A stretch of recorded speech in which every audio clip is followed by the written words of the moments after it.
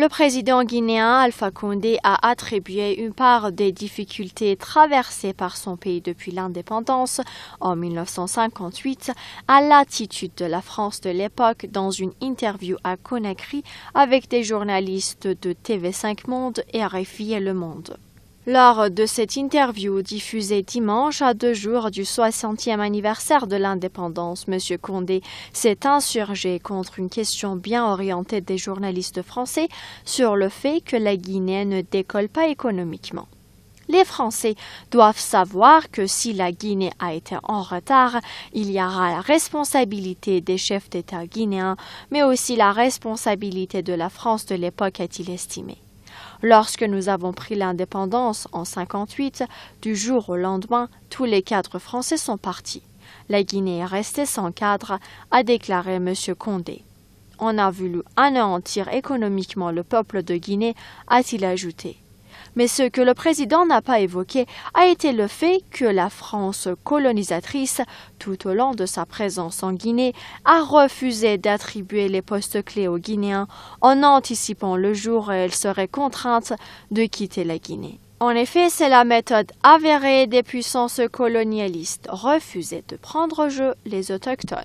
Plus loin dans ses propos, le président a évoqué les sanctions contre la Guinée, fraîchement indépendante. Car l'arme des sanctions, avant d'être usée et abusée par les Américains, a bien servi les intérêts de la France colonialiste. Il ne faut pas oublier aussi que la Guinée a été mise en quarantaine. Il a fallu que l'Union soviétique et la Chine viennent porter secours à la Guinée. Tous les Français étaient partis, on n'avait pas de cadre, a insisté le président guinéen. L'histoire de la Guinée ne se ramène pas à la violence. La Guinée, pays déteneur de larges richesses énergétiques et en minerais, est devenu le premier pays d'Afrique subsaharienne à obtenir sa souveraineté de la France après avoir voté non le 28 septembre 1958 au référendum instituant une communauté franco-africaine proposée par le général de Gaulle. Dans cet épisode, Alpha Condé a indiqué tirer 2 messages pour la jeunesse guinéenne. En 1958, la Guinée s'est donné la main comme un seul homme pour appeler à voter non, a-t-il dit. Si nous voulons, nous pouvons de nouveau être unis pour faire face aux défis de la Guinée. Ça, c'est le premier message. Le deuxième, c'est que le gouvernement français à l'époque n'a pas eu une attitude correcte, ce qui a fait que pendant longtemps, les rapports avec la France ont été tendus, a-t-il noté. Ces tensions existent d'ailleurs toujours. Plus loin, le président s'est opposé à l'image falsifiée de l'Afrique dans les médias mainstream qui cherchent à relier systématiquement les peuples africains à la violence et aux guerres. L'histoire de la Guinée ne se ramène pas à la violence, a-t-il par ailleurs souligné, avant de manifester sa colère contre les journalistes français représentant des médias mainstream. En effet, M. Condé au pouvoir depuis décembre 2010 s'est emporté à plusieurs reprises contre ces mêmes médias, leur reprochant d'être venus avec des idées arrêtées. Je suis choqué de vous entendre dire que la Guinée n'a pas émergé. Je suis choqué, franchement, je suis choqué, s'est-il exclamé. Ancien opposant historique, Alpha Condé est le premier président démocratiquement élu de cette ex-colonie française d'Afrique de l'Ouest, régie jusqu'alors par des pouvoirs autoritaires, voire dictatoriaux. M. Condé s'est bien débrouillé, mais il est vrai qu'aucun dirigeant africain n'est à l'abri des manipulations médiatiques des médias dominants, lesquels font le lit des politiques expansionnistes occidentales.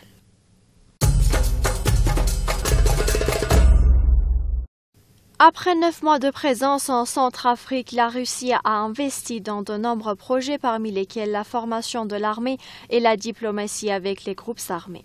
Début 2018, 5 officiers militaires et 170 instructeurs civils sont arrivés de Russie à Bangui et Moscou a livré des armes à l'armée nationale après avoir obtenu une exemption à l'embargo de l'ONU. Les forces armées centrafricaines ont bénéficié de cette nouvelle formation. Depuis janvier, plus de 400 FACA ont pu être déployés à Dekwa Centre, Sibu Centre, Paoua Nord et Bangassou Sud-Est. En effet, depuis l'occupation de la RCA par les forces françaises et européennes, l'armée s'était littéralement affaiblie ayant perdu le contrôle de la quasi-totalité du pays.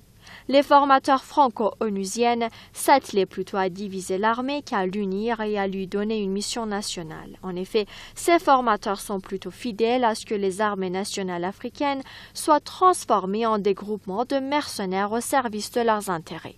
Or, principal chantier du président Faustin Touadéra depuis son élection en 2016 dans un pays où l'État ne contrôlait que Bangui et ses faubourgs, ce redéploiement massif permis par la présence russe est apprécié à Bangui.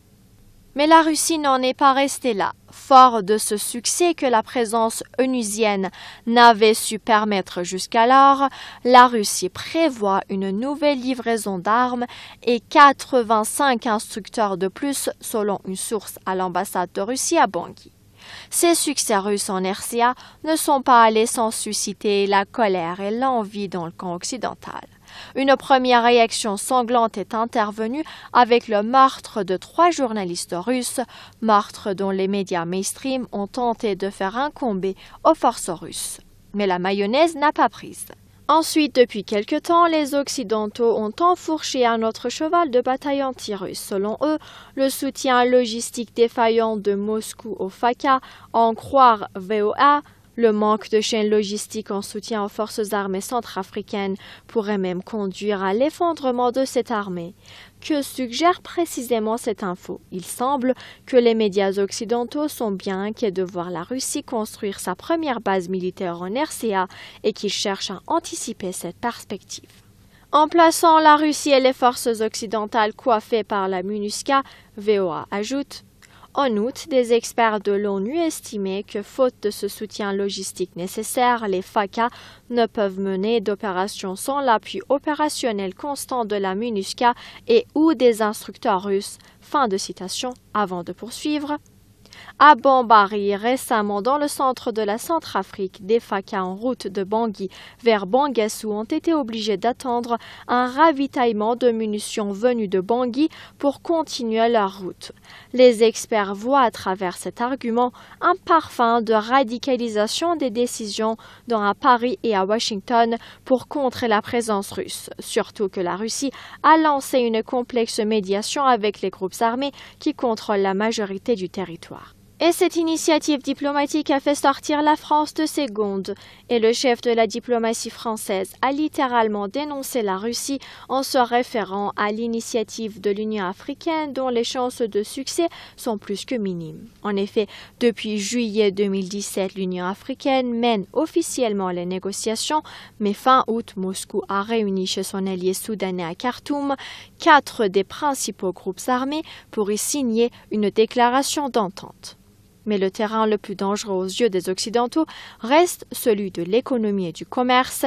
La Russie a désormais les yeux rivés sur des secteurs comme celui des mines ou des investissements, et c'est là que la colère occidentale atteint son apogée.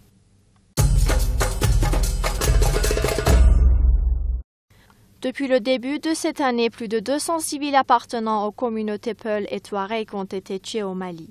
Mais qui en veut aux Touaregs? Quels sont les principaux acteurs du projet de démantèlement du Grand Mali? Réponse avec Roger Bongos, analyste des questions africaines. Alors, on peut partir sur cette posture qui est simple, la présence française en Afrique francophone. Donc, il y a 14 pays en Afrique francophone. Comment la France agit-elle dans ces zones où elle a positionné ce qu'on appelle ses forces d'interposition, entre guillemets, et aussi ses bases militaires, en commençant par le Sénégal, le Gabon, le Mali. On doit rester un tout petit peu sur le Mali parce que pourquoi il y a eu cette force Barkhane au Mali Simplement parce qu'il y a eu cette découverte de minerais. On a découvert le gaz dans le Sahel, on a découvert bien entendu le pétrole et l'uranium. Ces 3 éléments spécifiques font qu'aujourd'hui, la France s'intéresse beaucoup dans cette zone du Sahel. C'est pour cela que d'ailleurs, au-delà de cette présence militaire de la force Barkhane, il y a cette présence de ce qu'ils ont mis encore en place, l'opération G5 Sahel, qui consiste à mettre encore en place 3 militaires, plus le 3 000 militaires de force Barkhane, ça le monte à 7 000 de cette force. Pourquoi cette force? Aujourd'hui, la force Barkhane est décriée. décrié par rapport à ce que d'ailleurs le président lui-même, Ibrahim Keïta, a pu dire, bien entendu, lors de 73e Assemblée générale des Nations Unies. Elle a dit clairement que cette force a failli. Elle n'a pas pu réaliser ce qu'elle est en train de réaliser. Même le G5 Sahel, qui le président malien avait fondé son espoir, a trouvé qu'il y a un petit frémissement, il n'y a rien qui se passe. Or, si on regarde par rapport à la stratégie de cette force Barkhane, on voit comment la France essaye de diviser pour mieux régner dans cette zone, en mettant les Touaregs dos à dos contre, bien entendu, le Malien d'origine des Souches, contre aussi cette zone d'Azawad.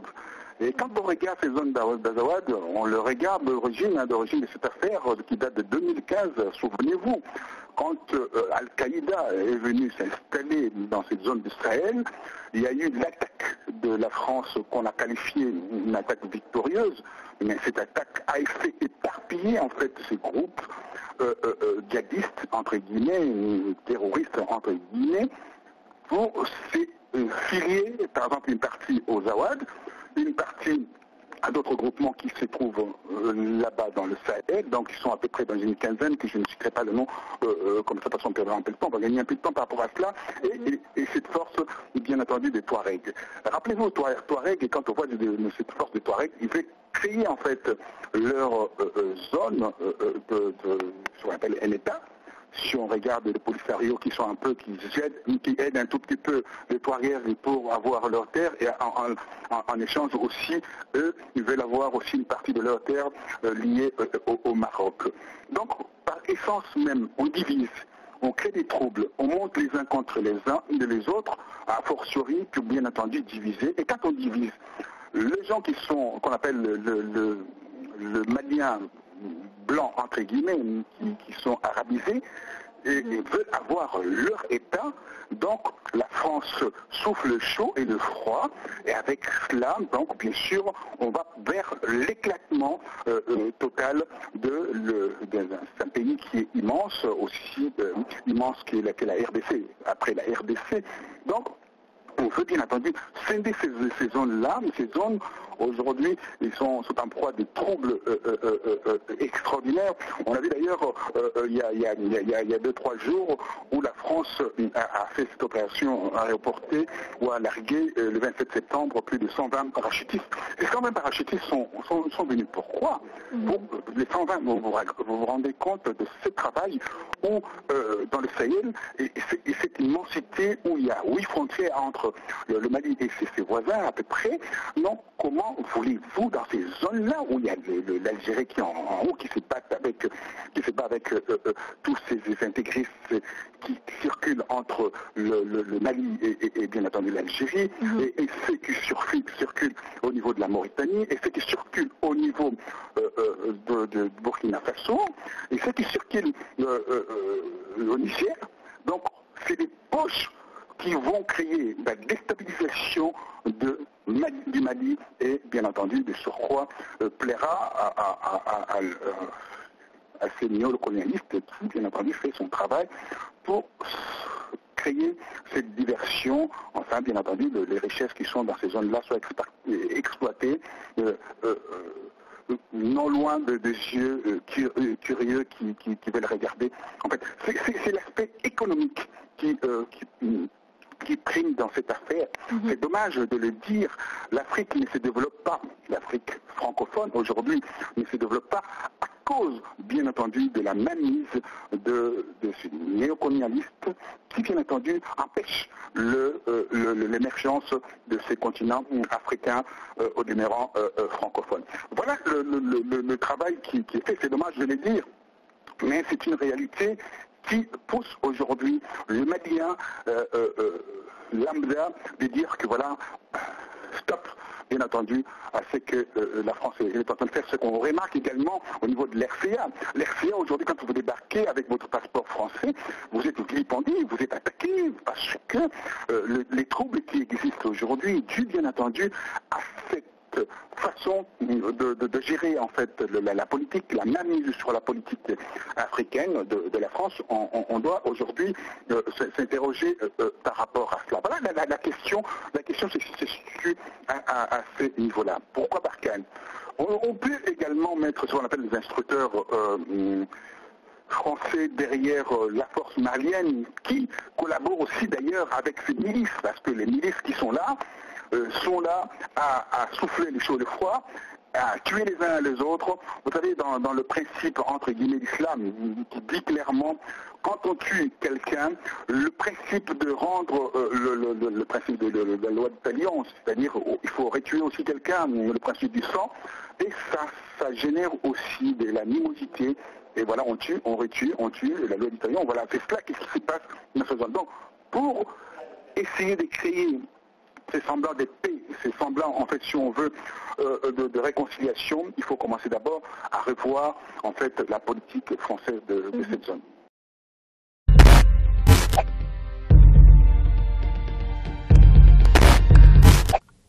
Dans l'optique d'optimiser ses ressources et développer un circuit de maintenance, de réparation et de réhabilitation aux normes internationales pour s'occuper de sa flotte, le Gabon prépare la construction de son premier chantier naval. Ainsi, localisé à Port-Gentil dans la province de l'Ogooué-Maritime, le projet comportera pas moins de 4 unités de production. C'est un nouveau projet d'envergure que s'apprête à démarrer le Gabon. Situé à Port-Gentil, dans l'Ogooué-Maritime, le projet de chantier naval a démarré avec la construction de 4 unités de production, à savoir l'unité de production de tuyauterie et de chaudronnerie, l'unité de production mécanique et électromécanique, l'unité de production bois et polyester et l'unité de production des travaux extérieurs. En effet, disposant d'un parc navigant non négligeable à travers la Compagnie nationale de navigation intérieure et internationale, le Gabon ne disposait jusque-là d'aucune structure de maintenance. Le ministre des Transports et de la Logistique a d'ailleurs indiqué « Nous avons par le passé beaucoup investi en matière d'acquisition de bateaux, mais nous n'avons pas pris le soin de mettre en place des structures de maintenance, de réhabilitation ou de réparation. » Ce sera donc chose faite très prochainement avec la construction puis la mise en service de ce chantier naval. Issu d'un nouveau partenariat public-privé entre la société CMT et la CNNII, celui-ci permettra à l'État de réaliser d'importantes économies quand on sait que la durée moyenne d'un bateau est de 50 ans alors que les nôtres ont en moyenne 25 à 30 ans, indique le ministre à la presse locale.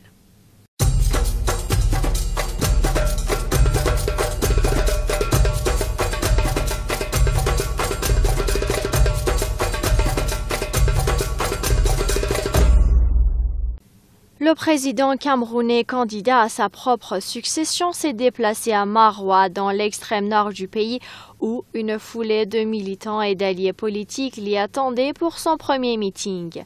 Les anciens barrages hydroélectriques seront remis à niveau, d'autres entreront en service, les installations solaires viendront les compléter. Vous disposerez ici de l'énergie indispensable à l'électrification des zones rurales et au fonctionnement de vos industries, a-t-il annoncé dans son discours. Sur un plan plus politique, Paul Biya a aussi évoqué la crise sécuritaire dans les régions anglophones.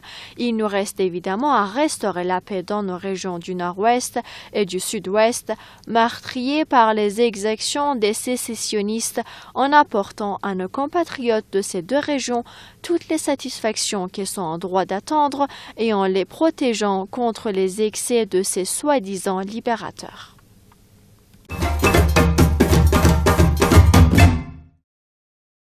Au Ghana, le Nuku Festival fait la part belle aux photographes. Jusqu'à la fin du mois d'octobre, le Ghana met la photographie à l'honneur avec son tout premier festival. D'Accra à Tamal, en passant par Kumasi, des artistes locaux et internationaux exposent dans le cadre du Nuku Festival. C'est une réalité de tous les jours qui semble à première vue anodine, qui est mise en lumière par ces photographes.